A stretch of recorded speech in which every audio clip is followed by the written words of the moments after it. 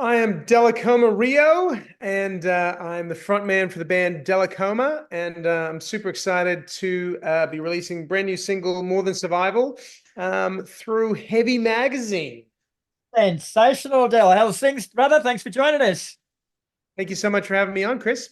My absolute pleasure. The last time we spoke like this, we were rocking out on a boat. It was a whole different environment completely, wasn't It it? was a completely different environment, and it's so wild because I used to do a lot of the cruise ships, like pre-COVID, and that was the first time that we'd been back on the boats. And it was so wild, like running into you as well, because like ran into you, and then there's so many other people that I knew, and then having that converge with the cruising world was pretty weird, but cool at the same time.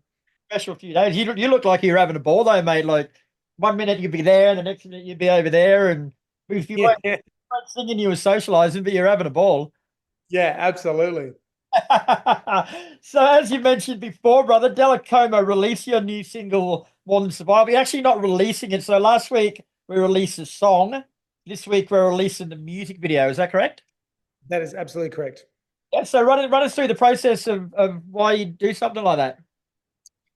Well, we decided we'd get the single out first. It's the first single from a new album. So people can actually listen to the single, and then we'll drop the music video a week later, so people can actually see I guess, the visual side of that. Yeah, cool. Well, can you give us a bit of a sneak preview? What do we expect from the video? Like we've been waiting a week and a half for it, mate. So it's going to have to be special. Absolutely. Yeah, so we've actually filmed it at the abandoned butter factory in Yamundi.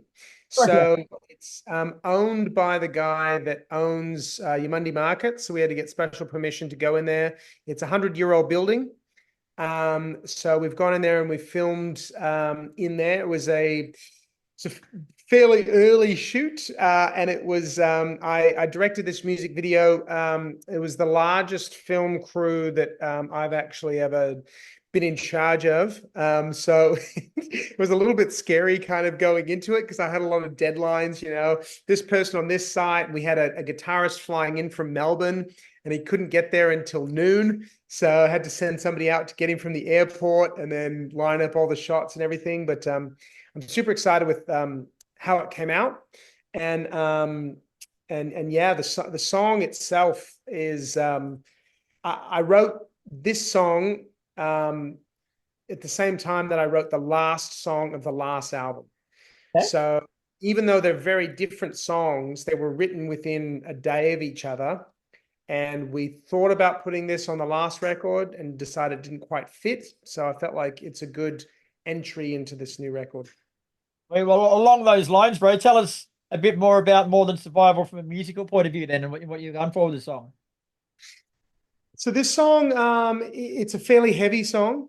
Heavy. Um, it's I guess it's probably it's quite sludgy, I guess, in a way, quite grungy.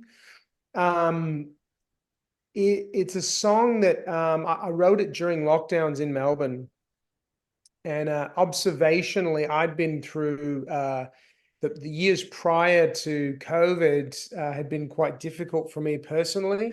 And then we kind of hit like 2020 in my head leading into 2020, I thought was going to be where I'd start kind of going up. Oh, um, and so to kind of like land in a lockdown felt it was quite depressing for a lot of people, obviously. But the song itself is about kind of sitting there with feeling like you've been just keeping your nose above water for a while.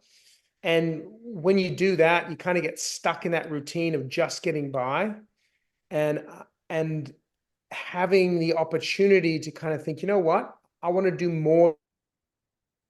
You go, I want to do more than just survive. I want to thrive, So this song is,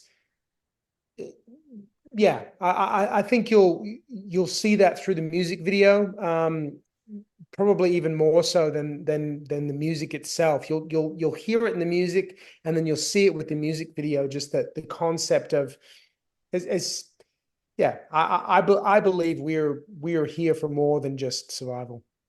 Yeah.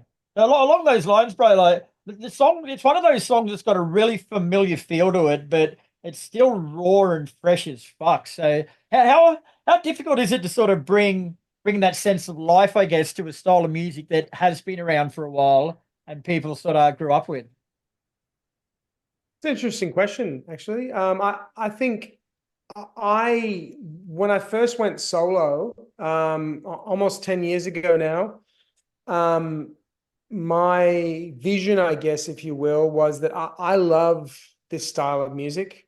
But I'm also very aware that, you can't reinvent the wheel. It's kind of all been done in a way before, but we are speaking off air about how what you have as an artist is your perspective, and no one can take that away from you. No one can see the world the way that you do. No one can see through your eyes. You're the only one that can do that. So, um, I guess I try to say things in the way that I think makes sense, and I write music that I want to listen to. And if it appeals to people and it sounds, like it's a style that's been done before, that's cool. But at the same time, we're living in 2024, dealing with things that people have been dealing with for centuries. Everybody deals with the same problems, everybody deals with the same joys, just at a different point in history. So I guess, to sum it up, how do you bring new life to it? I guess you just live now. More Than Survival is the first single taken from your third album, which will be released next year, bro. So what else can you tell us about the album? Well, the album is, I'm not going to reveal the title just yet. It's going to be for future interviews. But it's going to be a progression from the last record. It's going to be, this will be the first time that I've actually got a five-piece. So that's exciting for me. I've always wanted to have two guitars, and I've got the added blessing of adding my little brother to the lineup, and he is a multi-instrumentalist, so he plays keys and guitar, so I can actually have that versatility when I'm playing live, about either having one guitar and keys or having two guitars. So I think we're going to take the last record. I feel like I took more risks than the first one, and I'm definitely going to continue that on this one. Take some more risks. I think there's going to be some heavier stuff on here, but there's probably also going to be some lighter stuff. So probably a bit more scope on this record. So why choose More Than Survival as the lead single then, bro? Because that song is pretty much representing your next body of work. So why did you choose that particular song? I think coming out of, I mean, it's 4 years in our rearview mirror, I guess, if you will. But in many ways, the world is still kind of recovering from the lockdowns and the shutdowns and all that kind of stuff. And I think that there's a lot of people out there that are doing it really tough. And I think a lot of people are still in that survival mode, if you will. So for me, I guess it's an opportunity to acknowledge that it's okay to just be getting by, but also be hopeful for the future. And I think that that probably encapsulates this next body of songs, that there's going to be some darkness in this body of work. I think where we've been as a nation and as a society, and as a world, there's been a lot of darkness in the last 4 years. In my own life, there's been a lot of struggle in the last 4 years, but there's also a lot of hope to come. And I think this song, it offers both. So I think it's a good doorway, if you will, because this next record is going to have some dark times, and it's also going to have some hope, and they're going to be holding hands. Ah, that just gave me warm, fuzzy feeling then. Now, Delacoma's been around for a while as a bandmate, but you only settled on the current lineup last year with the addition of Rob Moody and John Justice. So tell us about those two guys and what they bring to Dellacoma and the sound. They bring a lot. I came back. I didn't do any live Dellacoma shows for basically 3 years. And when I was putting back together a live lineup, that was when I got Bailey on drums and Caleb on bass. And I had a couple guitarists go through. And my brother, John Justice, he has been a musician in his own right for several years at the time.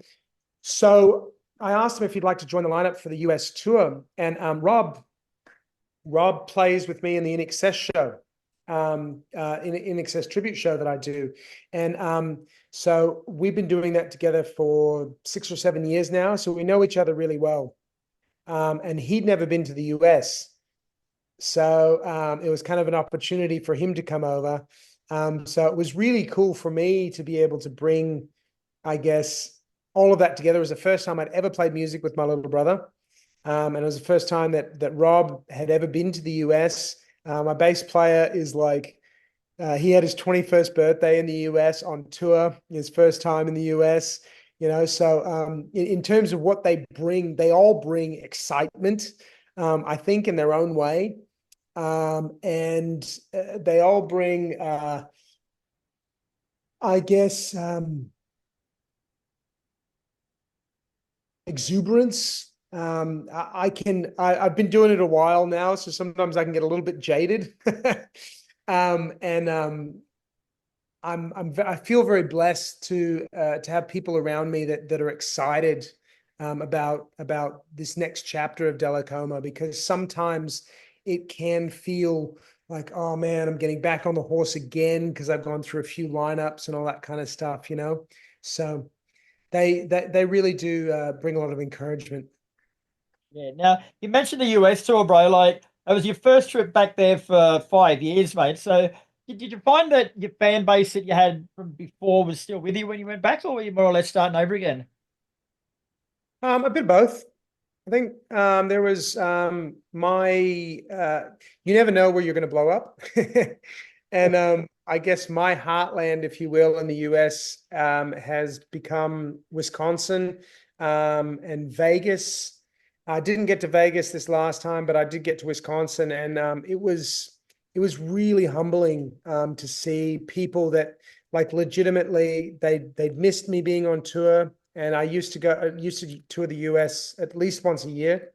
And so there were people that literally, I think I did 6 or 7 shows in Wisconsin. And there were some people, took a week off work so they could hit, a bunch in a row and all that kind of stuff. And it was really humbling from the aspect of, you never know how you've connected with people with your music, and until you actually meet them, until you actually hear the stories. And I got the opportunity to do that a little bit, having taken some time away from touring, I guess, if you will. So that was pretty cool.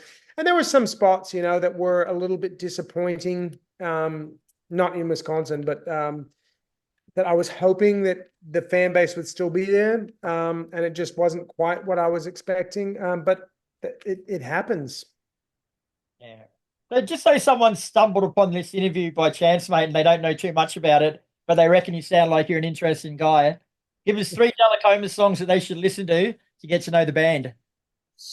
Well, you should listen to moving on to something new, Adrenaline, and I mean, I have to say more than Survival, right? Because that's but if I wasn't saying that one, I'd say Vampires, because I think I think those three probably show the scope of what I'm about. Yeah.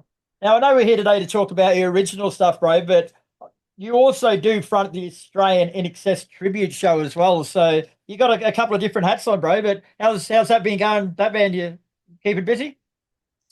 Keeping very busy, man. That was a real blessing as well in my life because I'd only done original music before I joined the show. And then, as I mentioned before, we did a bit of cruising sort of pre 2020 and got to go across the South Pacific and Asia and Hawaii and play a lot of really cool places. And then the last couple of years, we've moved into theaters and entertainment centers, which has been really cool for me because my music has been better received in the US and Europe historically than Australia. And uh, that's always been a little bit hard, I guess, in a way, because you're always having to go away from home. Whereas it's been kind of cool to be able to play stages in Australia consistently. And we've been on tour now pretty consistently across the country since February last year, and we're booked right through till June next year. So I'm slotting in my Dellacoma dates in between those when we have like little breaks here and there. It's like, okay, I could book a few tour dates there and a few tour dates there. The other big bit of music news for Dellacoma is you signed recently with emerging Australian label X Music. So tell us about that and what sorts of things that's going to open up for the band. X Music is super exciting. Um I'd run across Tim a couple times, and I reached out to him because I saw some of the work that he was doing with other Australian artists. And I was signed to an American label, and I'm not touring over there as much, and still have really close ties with them. But I felt like I needed a bit more of a presence here on the ground in Australia, and so we've come up with a plan for this next record, and you'll see it sort of unfolding, I guess, across the next year. Oh, I'm not sure if you actually remember or not, but your first meeting with him when I was there anyway was a little bit awkward because you brought me in a t-shirt and a vinyl album and a stubby cooler, and he was there too, and you had nothing for him. He said, "Oh, well, can I have something?" And you're like, "Sorry, bro, I haven't really got anything." And I'm thinking maybe you should give me a long. Yeah, well, you know what, we were speaking off air, like it speaks volumes to who Tim is because he is so down to earth, and he is so straight down the line, but so cool that when I when I messaged him about, like, I said, "Oh, can I send you some stuff?" And he brought that up. He was like, "We've actually met before," and I was like, "Oh man," I was like, I'm so sorry, dude. I've still got. I'm looking at the album now, mate. So I've still got it. So it didn't go to waste. Well, that's good. That's good. Well, I probably owe him multiple albums now. I'll give him a new one. How's that? Nothing to give him the new one. Before I let you go, mate, I'm going to put you on the spot a little bit because I've started a new segment up called Photo Bomb, which basically, before I speak to you guys, I troll through your social media and I find a couple of photos that need a little bit of explaining. Oh dear. I'm going to chuck this in the back here, and I want to know how far this relationship went. Well, look, Caleb and I have a very special bond. We both love coffee, and I took him to the US for his 21st. So, All right, I've got one more for you too. This is the typical Aussie out of water overseas, bro. Like you are the only one there, A with no shirt on and B with jeans on. okay, can I tell you a really quick story about this one? So, a tornado had just gone through this festival. And so there was a mud pit in front of the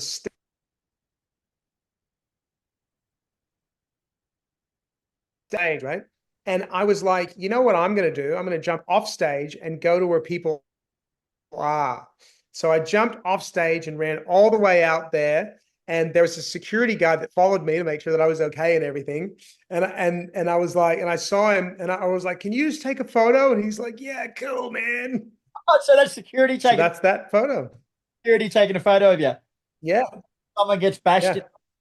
What Yeah, exactly. festival was it?